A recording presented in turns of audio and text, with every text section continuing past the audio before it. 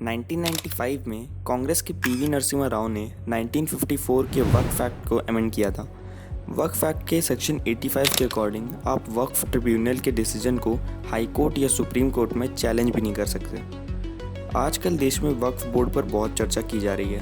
हाल ही में दिल्ली गवर्नमेंट के anti corruption branch ने आम आदमी पार्टी के एमएलए अमनजुल्ला खान को वक्फ के रिगार्डिंग एक स्कैम में अरेस्ट किया है और तमिलनाडु में तो एक पूरे हिंदू मेजॉरिटी गांव को ही वक्फ बोर्ड ने क्लेम कर दिया है।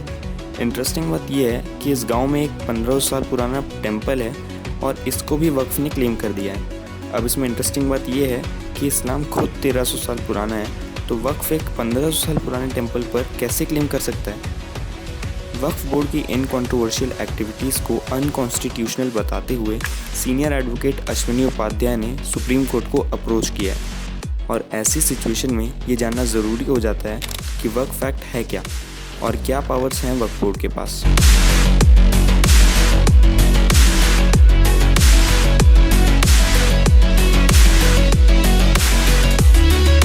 And the land belongs to the villagers. So it seems तो पहले तो ये जान लीजिए कि वक्फ बोर्ड के पास इंडियन आर्मी और इंडियन रेलवेज़ के बाद सबसे ज़्यादा लैंड है और ये इसे कंट्री का 3rd बिगेस्ट लैंड ओनर बना देता है। वक्फ मैनेजमेंट सिस्टम के अकॉर्डिंग अभी वक्फ के पास 8,54,509 प्रॉपर्टीज़ हैं जो 8 लाख एकड़ के लैंड में फैली हुई हैं। इसके कंपैरिजन में इंडियन रेलवेज़ के पास 12 लाख एकड़ का लैंड है।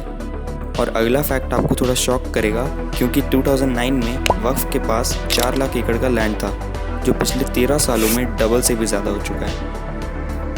तो 1995 के वक्फ एक्ट के अकॉर्डिंग अगर वक्फ बोर्ड को लगता है कि कोई प्रॉपर्टी वक्फ को बिलोंग करती है तो ये प्रूफ करने की रिस्पॉन्सिबिलिटी वक्फ की नहीं है, बल्कि जिसका लैंड वो क्लेम कर रहे हैं उसकी रिस्पॉन्सिबिलिटी है कि वो प्रूफ करे कि वो लैंड कैसे वक्फ का नहीं है।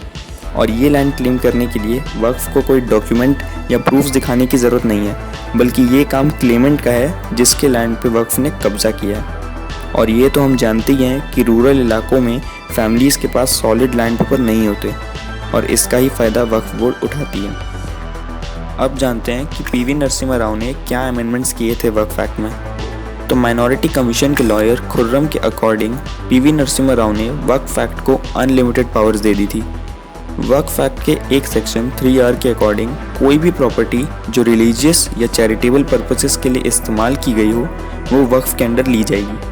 और वक्फ एक्ट के आर्टिकल 40 के अकॉर्डिंग ये लैंड किसको बिलोंग करता है वो एक सर्वेयर डिसाइड करेगा। ये सर्वेयर वक्फ बोर्ड का ही होगा और ये वक्फ बोर्ड के फेवर में डिसीजन लेगा। सबसे बड़ी चीज़ है कि अगर एक बार वक्फ ने कोई प्रॉपर्टी क्लेम कर दी तो हम उसे किसी कोर्ट में चैलेंज नहीं कर सकते और हमें वक्फ बोर्ड को ही अप्रोच करना होगा। और जब वक्फ बोर्ड आपके अगेंस्ट डिसीजन लेगा तब भी आप कोर्ट नहीं जा सकते। इसके बाद आपको वक्फ ट्रिब्यूनल के पास जाना होगा जहां आपको एडमिनिस्ट्रेटिव ऑफिसर्स मिलेंगे। हो सकता है यहाँ आपको नॉन मुस्लिम्स देखने को मिल जाएं। ये वैसे वहाँ की रूलिंग पार्टी पे डिपेंड करता है जो स्टेट में रूल कर रही है। और वक्फ एक्ट के सेक्शन 85 के अकॉर्डिंग वक्फ ट्रिब्यूनल का डिसीजन लास्ट है एंड इससे आप कहीं चैलेंज नहीं कर सकते। इमेजिन करिए वक्फ बोर्ड के डिसीजन के अगेंस्ट अगर आपको कोई अपील करनी है तो आपको उसके ही एक एक्सटेंडेड इंस्टीट्यूशन में अपील करनी पड़ेगी। वक्फ बोर्ड की कोई लिमिट नहीं है लैंड क्लेम करने की, वो किसी लैंड पे भी अपना क्लेम रख सकते हैं। फिर ये जिसका लैंड है उसकी मुसीबत है कि वो इसे अब डील करे। रूरल इंडिया में वक्फ बोर्ड लोगों को डरा कर उन्हें कन्वर्ट तक कर रहा है अपनी पावर्स का मिसयूज़ करके।